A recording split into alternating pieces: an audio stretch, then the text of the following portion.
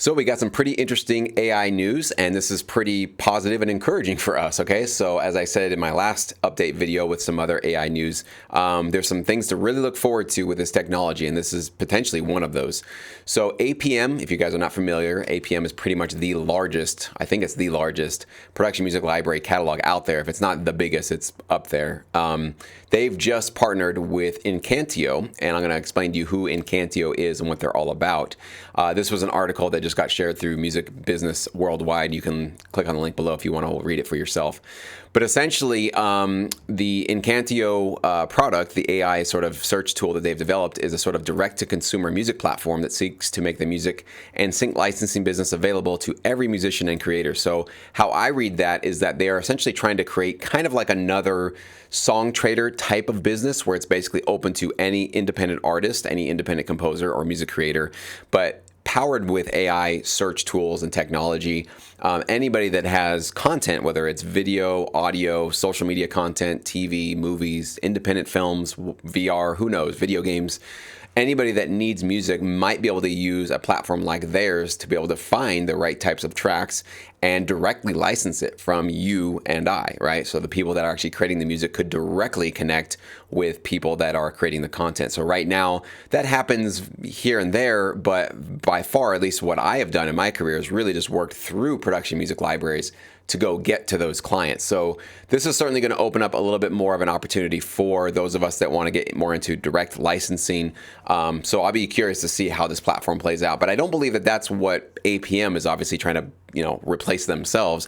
I believe what they're going to probably be doing in terms of how I'm reading this article is they're going to be incorporating the technology that Incantio develops so that their TV and film clients and social media clients and any clients that come into the APM catalog can use this new AI search tool in whatever way it's going to work to better find the right fits and the right matches for the music that they're looking for. Because I think that's one of these big problems, these big stumbling blocks that we have in our industry is searching for, if you've got 200,000 tracks, some of these larger companies have even, over 1 million tracks. How do you find these little gems that are kind of sitting in there waiting to be discovered? And it's really, really difficult to do. So basically finding similar searches, automatic tagging, and also just kind of using an AI model that can kind of understand human language and generally what people are looking for and try to provide as many options that are close to what they're looking for with as little input as possible from the user, from a client. I think that would really make it great for us because then we can get more of our tracks discovered that way. I'm going to play a little bit of the interview. I actually just kind of discovered the CEO of Incantio, Danny Newcomb. And he talks a little bit about what they're about and what they're looking for, so you can kind of get a vibe for it yourself.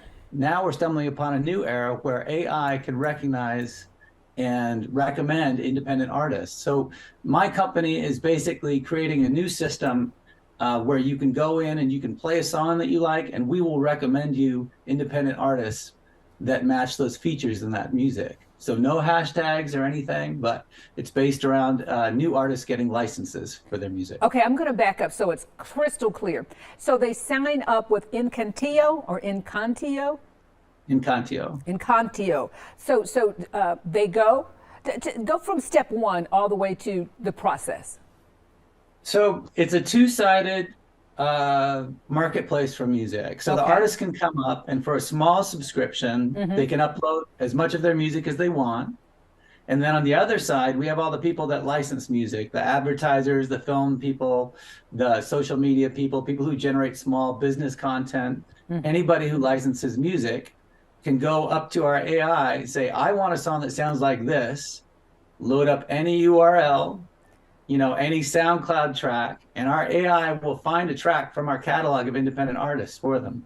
Wow. And they can make some money. One of the problems in Columbus is they're trying to get a union or some kind of force together where musicians can earn a sustainable living. Before we go, talk about why that's important. As a longtime musician myself, I think, or as a newscaster or anybody, there are certain occupations that require a certain amount of craft. If you cannot support yourself and you're having to be, have two jobs to be able to learn one craft, you're not going to be as good at it. So I think, as an honor to music, which everybody considers so important, and yet it's like air or water, so everybody thinks it should be free. we love good music. It's important for our souls. So people need to be able to practice the craft and be able to get paid for the work they do. So what I'm going to be looking at is,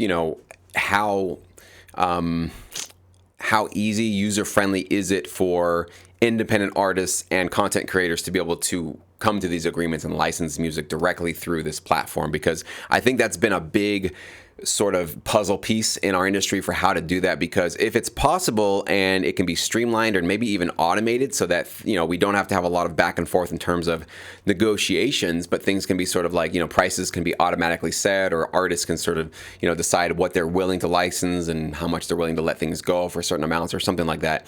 That can certainly become a platform that I would be really, really interested in. I think up until now, a lot of these sort of direct licensing platforms like the Song Traders out there, they run into issues in terms of negotiating, and they also run into issues in terms of, is this music legally cleared to be licensed, right? So that's a big hurdle that might need to be overcome. I'm not sure how Incantio, Danny, how they're going to be dealing with that. Maybe I'll try to reach out to him and he can maybe come onto this channel. We can talk about it.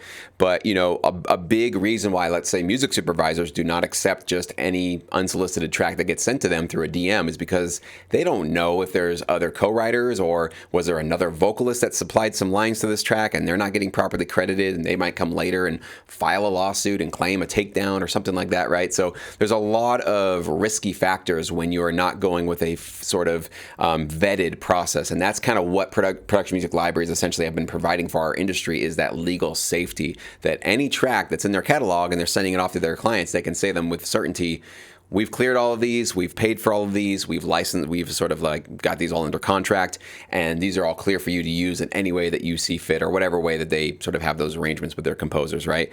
So that'll be the big hurdle. We'll see obviously how Incantio deals with that with their platform. But I think companies like APM, and I've seen this with a couple of others, they're starting to obviously get very curious and open, I would think is the right way, to search tools that use AI to be able to help their clients get more of their music out of their catalog and get more placements for their composers and artists. So there's kind of two things happening here simultaneously, where one side of this technology is being used to aid production music libraries, and the other use of this technology could be used to literally outsource or sort of go around production music libraries and render them sort of not needed anymore, and just go direct to these content creators that need the music for their productions or whatever they're putting together. So I'll keep my eye on this. I will definitely see if I can get some people on the platform on my channel here to talk more about it, but I just want to let you guys know more interesting stuff's happening in this space.